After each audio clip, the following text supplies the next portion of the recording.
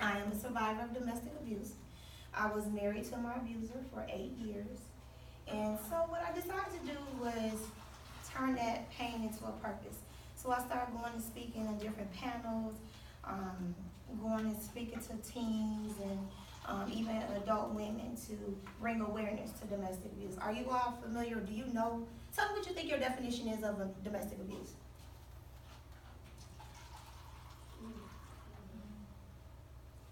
Yeah. I know what it is. Okay.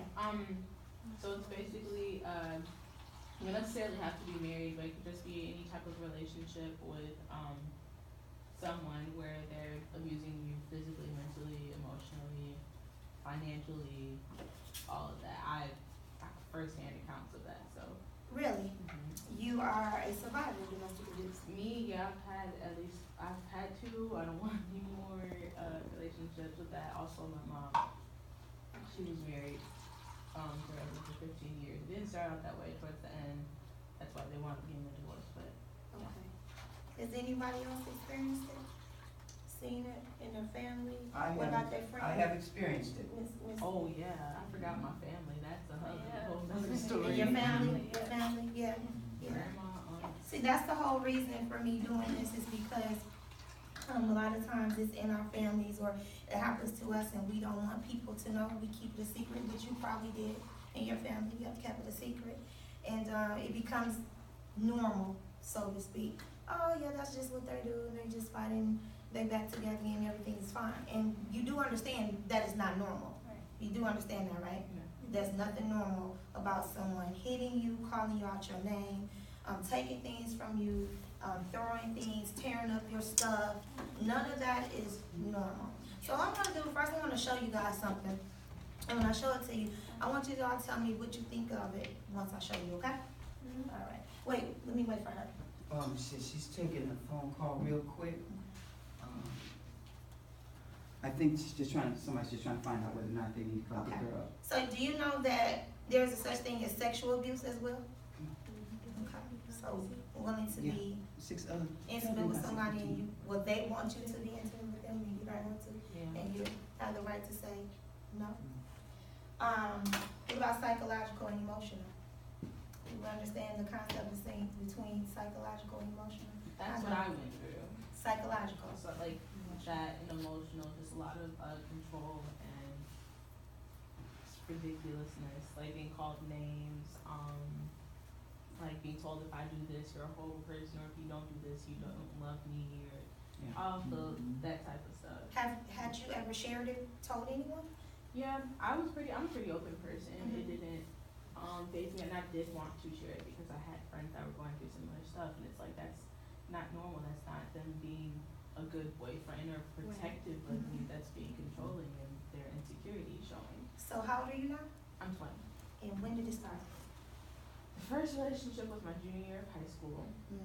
Most ridiculous relationship of my whole life, and he lived across the street from me, so that didn't make me anything.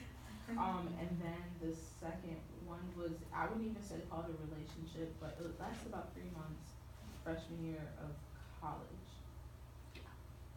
Freshman. Anyone else experienced it, did we say? Or you said in your family? Yeah, my family. In your family. Like who in your family? Mom. Your mother? Yeah. And were you in the house when it happened? You were. Me And how too. old were you? Huh.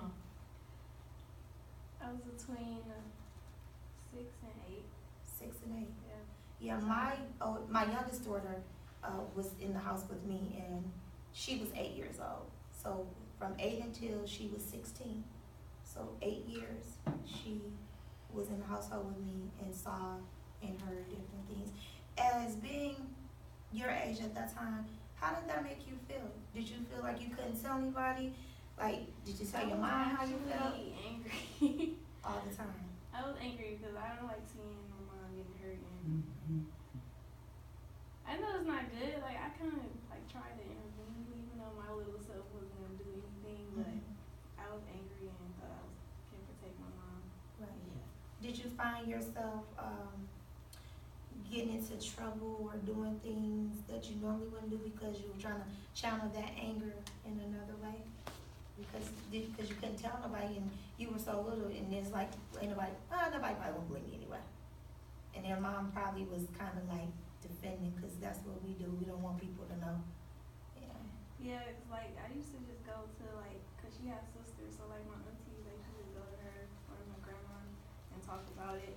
And my mom basically was closed to everybody, like her own mother, her sisters.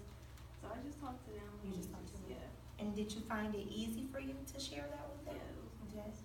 And then how long was your mom in that that you guys were removed from the situation? No, like she's actually still with that guy, Really? but I guess I could say he kind of changed, like he matured, cause they both Okay. was like a little young. Mhm. So like now he don't even put his hands on her, like they go in an argument, he just walk out the house or Mhm. yeah. So In most cases, that don't happen, that Yeah. somebody just changes, cause of course, you know, people have to want to change. A lot of Yeah. times they'll have to go through, counseling, some serious therapy, because you understand that it wasn't your mom's fault. So it can be very, for me, my ex-husband did not think he had a problem, and that was his history. He had a history of abuse, so I wasn't the first one. There were several others, it's just that they never prosecuted. So I was the one that finally said enough is enough, and I did prosecute, and then he went to prison. Now, he was facing 15 to 20 years, but the system failed me, I felt, because they only gave him 2 years in prison and 8 years probation. Now, mind you, yeah, I see your face. So, mind you, I have a history of police reports that did not still put him away for that extended amount of time. That's what they gave him, and actually, he didn't even spend the whole 2 years in prison. He did maybe, he sat 6 months in county jail before he was sentenced. Then he went to prison probably for maybe another 6, 8 months. Then he went to a halfway house. So really, I mean, that's not, to me, it's not a lot of time. And then they ordered him to do counseling and things like that, but kind of like, what's the purpose of the counseling when you don't feel you have a problem? You just basically going through the motions because, hey, I want my freedom, so I'm just gonna do what these people tell me to do so I can get back out here. So, let me show y'all this right quick and see what y'all think.